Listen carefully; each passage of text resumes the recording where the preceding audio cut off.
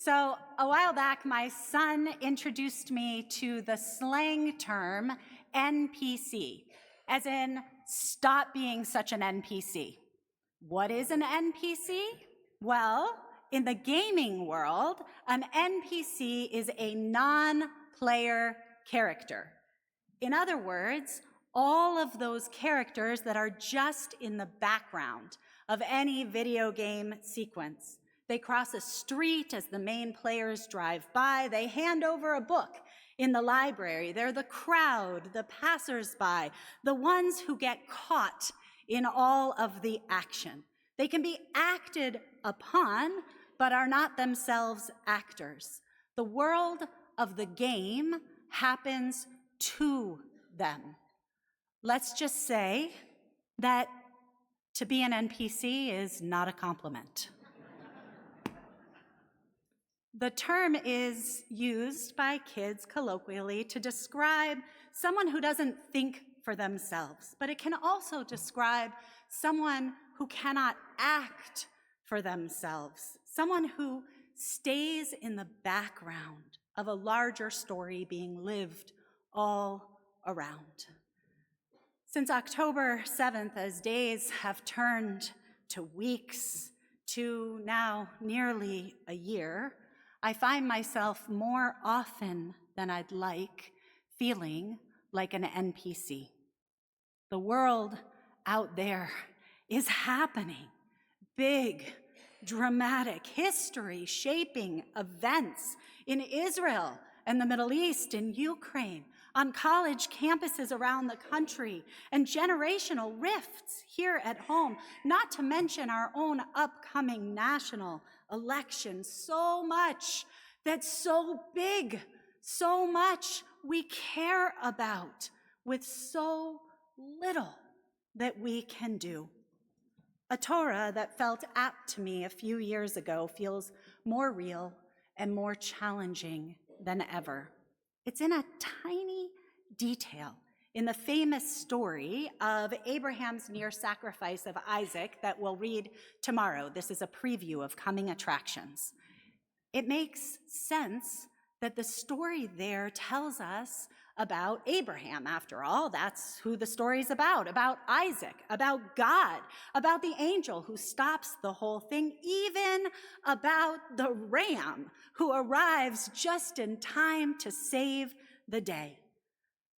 But strangely, what on earth is the point of mentioning in that story that Abraham brings along two nameless guys, Na'arav, or lads, as they're sometimes translated?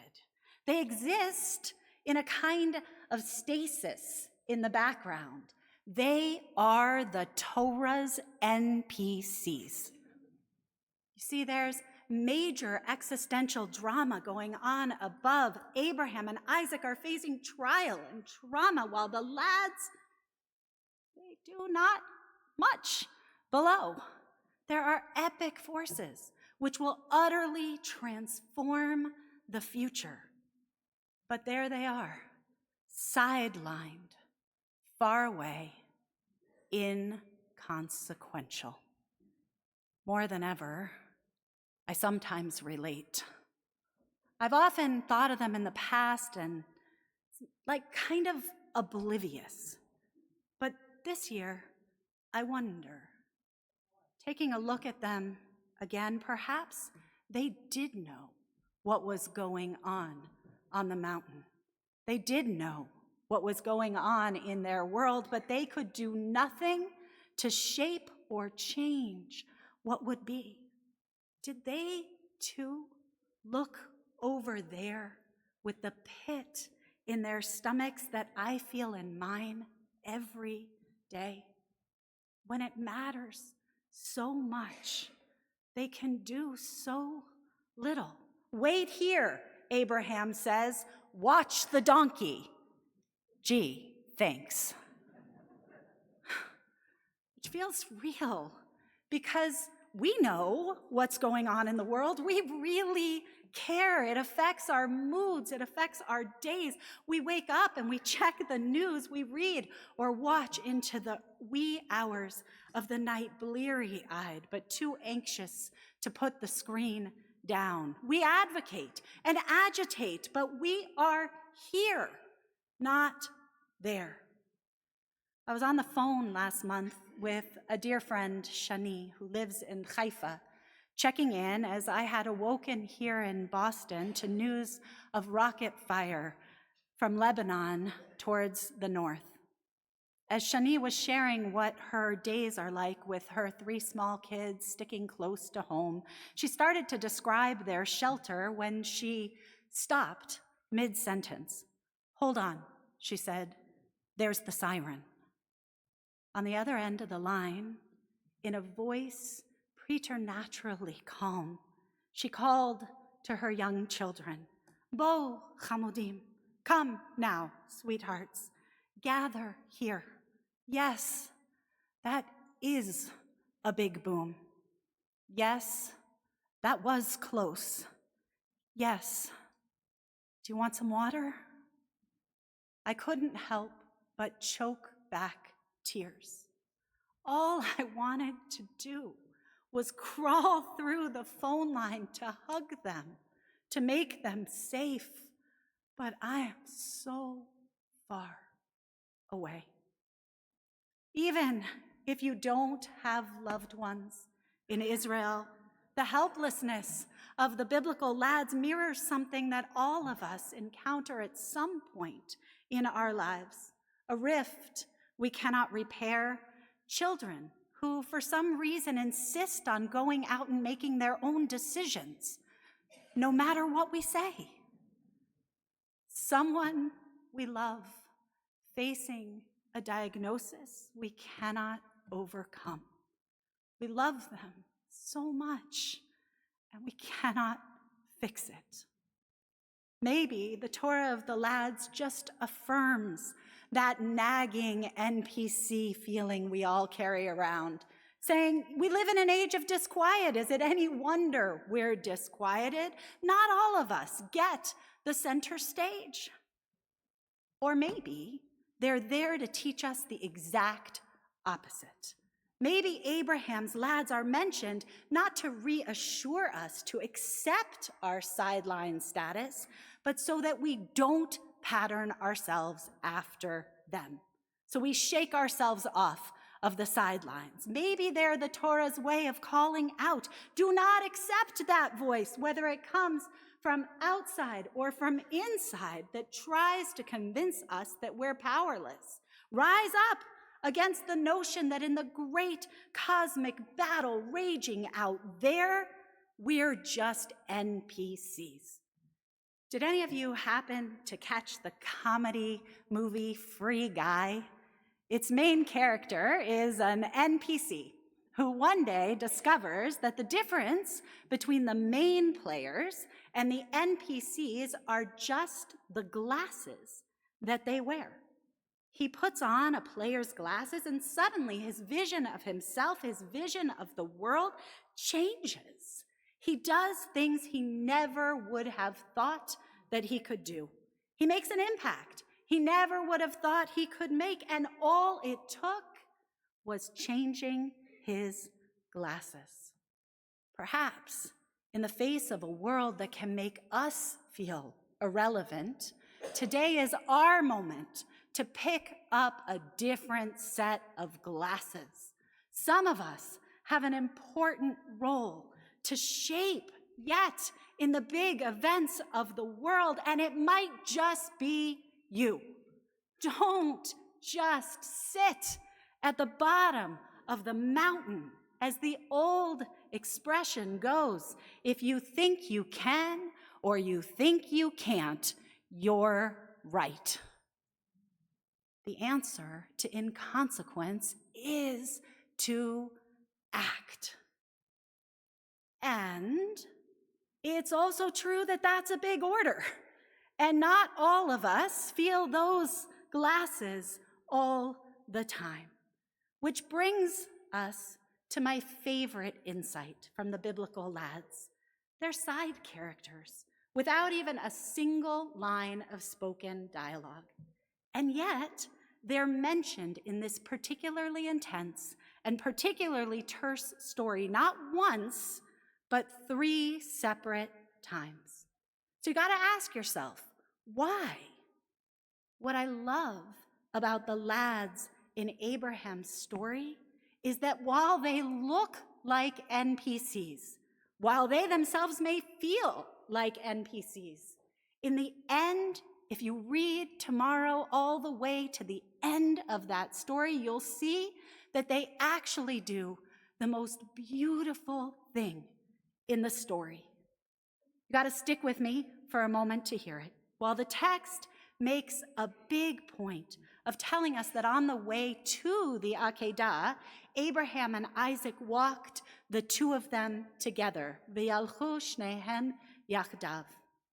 After the trauma of the trial, Abraham comes back alone. Isaac, the Midrash teaches, is so emotionally wounded that he cuts off all contact, and he never talks to his father again. So now, take another look with me at the lads. Imagine they see Abraham stumble back down the mountain, slumped over, heartsick, eyes swollen with tears, alone, and they are there to meet him. When Abraham can no longer walk with Isaac, v'yalchu yachdav, the lads walk by his side. They meet him in his heartbreak, and they take him home. Video games have NPCs because most games simply can't support everyone being a main character. But that's not true in our world. Here, the lads remind us we are all made in the image of God with infinite capacity to help and to heal. We've just got to look for it and seize it when it arrives. Here, there is no such thing as an NPC. And while it's true that not all of us are Abrahams, we can all make holiness where we are.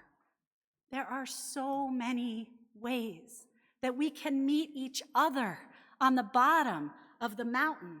If you're a doctor, treat your last patient of the day with the same presence as you did the first. If you're a teacher, bring your children hope in your classroom. If you are a salesperson, serve the best product that you can serve.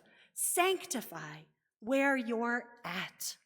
While we may not always be able to change the world for everyone, we can all change the world for someone.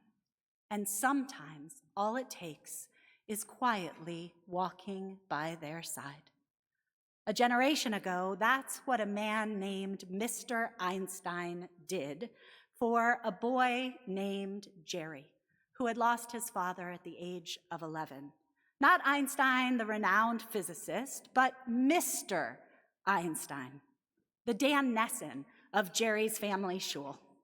Jerry, at the time, was adrift. The day after the Shiva, though, Mr. Einstein showed up at his door to walk him to Minyan. He sat next to Jerry there, taught him how to recite the mourner's Kaddish, tried to make him comfortable.